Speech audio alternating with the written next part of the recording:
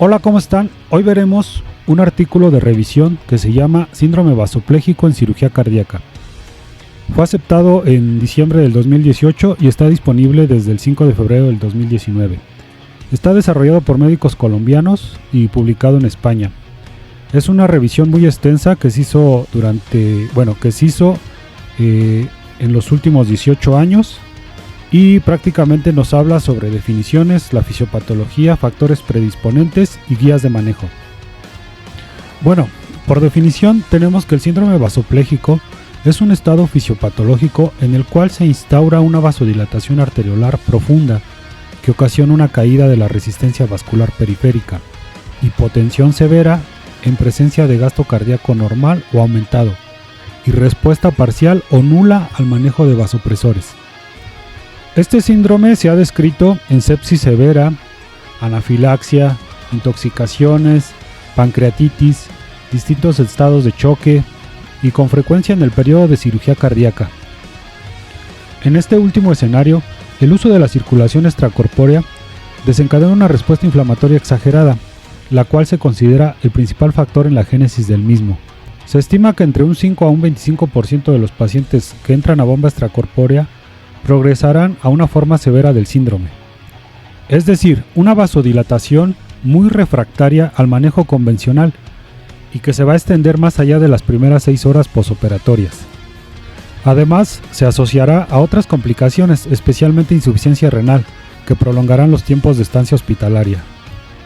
Pareciera que existe una ventana terapéutica dentro de las primeras 24 horas del posoperatorio, es decir, un periodo en el cual el síndrome vasopléjico es potencialmente reversible si se inicia un tratamiento óptimo antes de que se instaure un estado de shock refractario.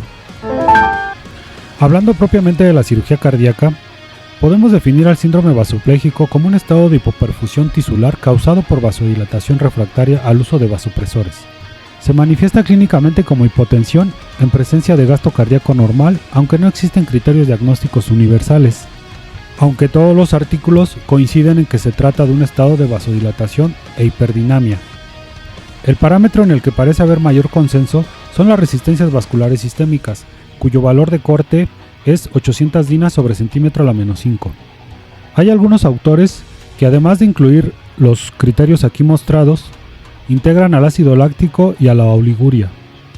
Siendo así, tomaremos a los criterios más acertados como la presión sistólica menor de 80 milímetros de mercurio, el índice cardíaco mayor de 2.2 litros sobre metro cuadrado, compresiones de llenado normales o disminuidas, resistencias vasculares sistémicas menores de 800 dinas sobre centímetros a las 5, en un paciente con infusión de noradrenalina mayor de 0.5 microgramos kilo minuto.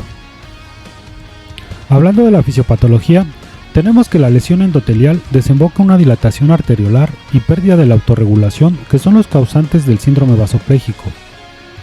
Durante la circulación extracorpórea se generan alteraciones de los mecanismos homeostáticos, que dan como resultado una respuesta inflamatoria sistémica. Esta respuesta inflamatoria se divide en dos fases fundamentales, una temprana y una tardía. La fase temprana consiste en la activación del sistema de contacto, es decir, compuesto por el factor 12, factor 11, precalicreína y sinógeno de alto peso molecular, como consecuencia de la exposición de la sangre a las superficies artificiales. Simultáneamente, se activa el sistema de coagulación y el complemento, con un marcado aumento en la fibrinólisis. A nivel celular, hay activación de linfocitos, monocitos, neutrófilos, plaquetas y células endoteliales. La degranulación mastocitaria conlleva una liberación de citocinas proinflamatorias, tales como interleucina 4, interleucina 10, interferón gamma y factor de necrosis tumoral alfa. Por otro lado, la fase tardía de la respuesta inflamatoria a la circulación extracorpórea se produce por isquemia y reperfusión ocasionadas por el despinzamiento aórtico y el reclutamiento de lechos vasculares previamente no perfundidos. Estos fenómenos de isquemia y reperfusión conducen a daño endotelial mediante la activación y la amplificación de la respuesta humoral del sistema de complemento y la liberación de radicales libres de oxígeno. Posteriormente, habrá un aumento marcado de inmunomediadores tales como el péptido natriurético auricular y la interleucina 1, los cuales poseen propiedades de vasodilatación por medio del aumento de la producción de guanosil monofosfato cíclico, GMP cíclico. A su vez, el óxido nítrico activará la guanilato ciclasa, para iniciar la producción de GMP cíclico e inhibe la activación contráctil del músculo liso vascular, causando por tanto vasodilatación. También se han propuesto otros mecanismos independientes del óxido nítrico. Tal es el caso de la bradiquinina y otros factores, que promueven la liberación de factor hiperpolarizante derivado del endotelio, el cual activa el canal de potasio dependiente de trifosfato de adenosina en el miocito y negativiza aún más el potencial de reposo de la membrana, inhibiendo la apertura del canal de calcio tipo L. Este mecanismo explica la resistencia a las catecolaminas que caracterizan al síndrome vasopléjico. Y por último, también se ha planteado la deficiencia de factores hormonales tales como la vasopresina, tirosina y cortisol. Hay otras variables que pueden ser factores para el desarrollo de este síndrome: la propia duración de la circulación extracorpórea, la presencia de hipotensión y la temperatura durante la misma, es decir, una circulación extracorpórea mayor de 100 minutos, una presión arterial media menor de 50 milímetros de mercurio y una temperatura menor de 34.4 estuvieron asociados a la aparición de este síndrome. Otro factor es la hemoglobina, ya que es un barredor natural de radicales libres, por lo que su disminución podría empeorar la lesión endotelial. Y desafortunadamente, las transfusiones sanguíneas para corregir alguna anemia o algún hematocrito bajo durante el procedimiento de circulación extracorpórea producirán efectos inmunomoduladores, activando vías inflamatorias que podrían empeorar aún más la condición. Se ha visto que pacientes más enfermos son los que tienden a desarrollar más el síndrome, es decir, un puntaje mayor de Euroscore y una menor fracción de eyección es donde se ve más la incidencia. Se vio que con una función sistólica normal, la incidencia del síndrome oscila entre 3.3%, mientras que en pacientes con disfunción ventricular se oscila entre 44.4%. Pareciera lógico que fármacos con propiedades vasodilatadoras, tales como inhibidores de la fosfodiesterasa, nitratos, betabloqueadores, calcio antagonistas y amiodarona, propicien la aparición del síndrome vasopléjico, pero esto no ha podido demostrarse, salvo con la administración de IECAS en las 24 horas previas al procedimiento, ya que es un factor de riesgo establecido con una incidencia del síndrome vasopléjico de 26.9%. Se ha visto que las perfusiones o bolos de heparina con propiedades quelantes de calcio iónico pueden propiciar este síndrome. También la administración de protamina, necesaria para la reversión de la heparina. Pero la asociación a la génesis es poco consistente. Y no solo el uso de vasodilatadores puede propiciar el desarrollo de esta entidad, sino también el uso de inotrópicos en el prequirúrgico, presumiblemente por su regulación a la baja de los receptores adrenérgicos. También se ha visto que el tipo de cirugía puede ser factor. No es lo mismo una cirugía de revascularización coronaria donde no habrá apertura de cavidades que en cirugías de implantes valvulares, donde la incidencia es más alta. Y hablando de incidencias aún más altas, en cirugías para insuficiencia cardíaca terminal se observa una cohorte de pacientes con mayor incidencia de síndrome vasopléjico, siendo la más alta en asistencia ventricular, seguida por cirugía de remodelación ventricular. Ahora, hablando sobre el diagnóstico, este debe de ser por exclusión, en el cual se debe tener un alto índice de sospecha, sopesando los factores predisponentes. Por ejemplo, durante la circulación extracorpórea, el signo más temprano es la presión arterial media persistentemente baja, a pesar de flujos adecuados. En este momento es necesario descartar otras etiologías, tales como errores en la canulación arterial o venosa, disección aórtica, hemodilución excesiva o medicamentos como halogenados, vasodilatadores o antiarrítmicos. Y durante el destete de la circulación, el síndrome vasopléjico puede simular un déficit de volumen. Los hallazgos hemodinámicos serán una presión arterial media baja, acompañada de una presión venosa central o una presión de oclusión de la arteria pulmonar bajas. Posiblemente la única diferencia en estos escenarios es el gasto cardíaco, ya que en el caso de la hipovolemia va a estar bajo, mientras que por el contrario, en el choque vasopléjico va a mostrarse típicamente incrementado. Si es que llegáramos a hacer uso de ecocardiografía transesofágica, ante la sospecha de síndrome vasopléjico, es necesario descartar alteraciones como trastornos regionales de la contractilidad, desajustes valvulares y disfunción ventricular derecha aguda, las cuales podrían requerir retorno a la circulación extracorpórea.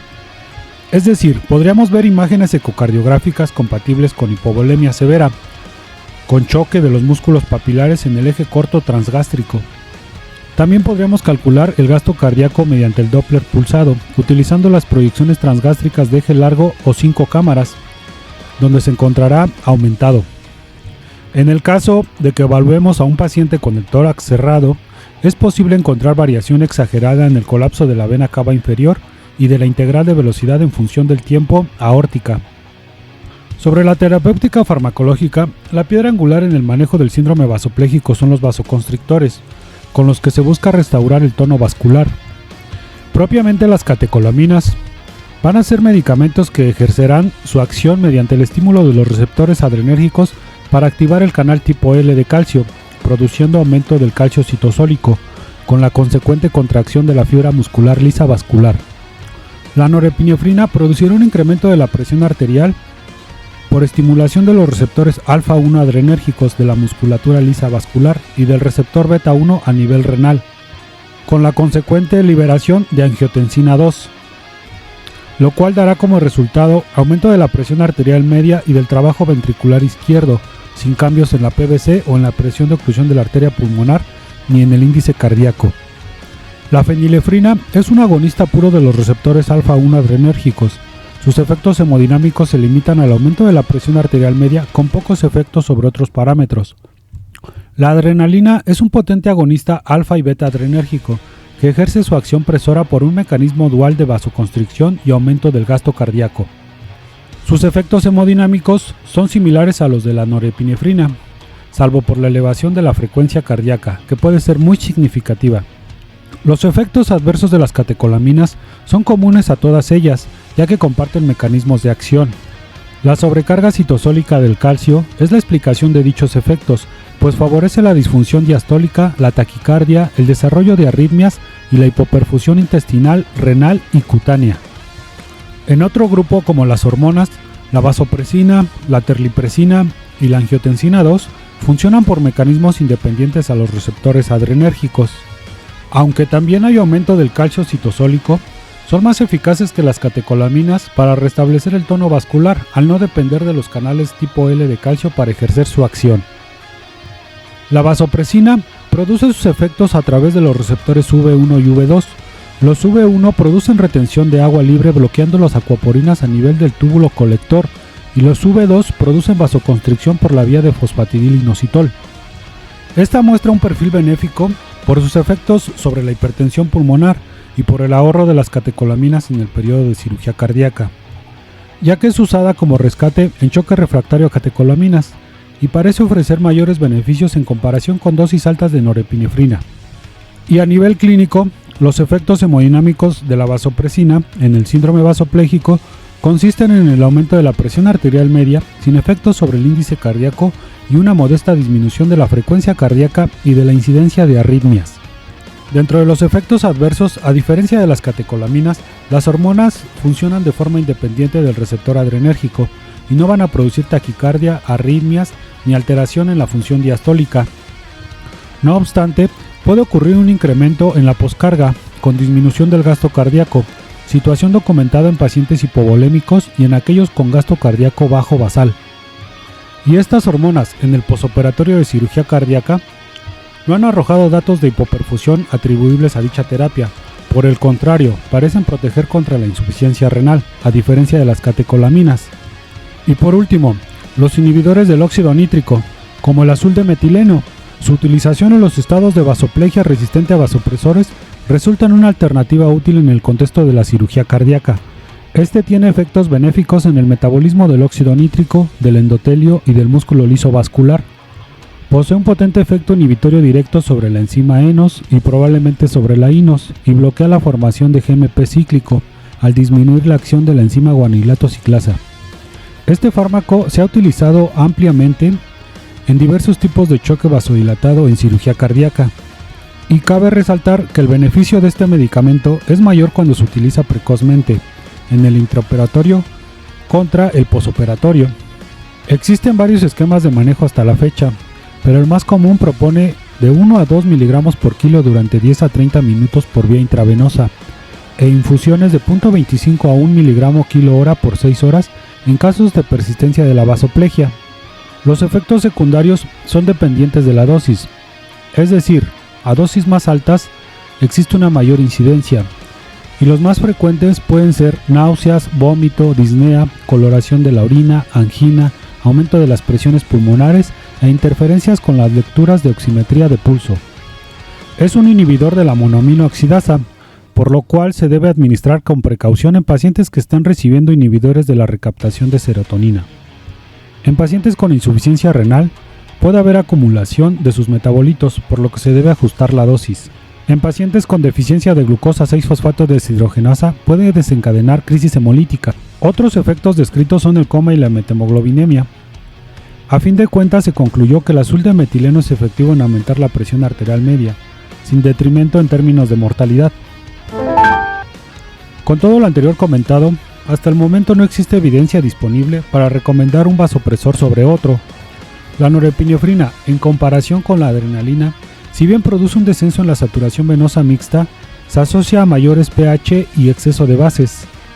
Se propone la combinación de un segundo vasopresor con mecanismo de acción distinto, ya que puede ser superior a la utilización de monoterapia a dosis alta. En cuanto a los vasopresores no convencionales, el uso profiláctico de vasopresina disminuye el consumo de catecolaminas y posiblemente la incidencia de síndrome vasopléjico, y el azul de metileno puede reducir la duración del mismo.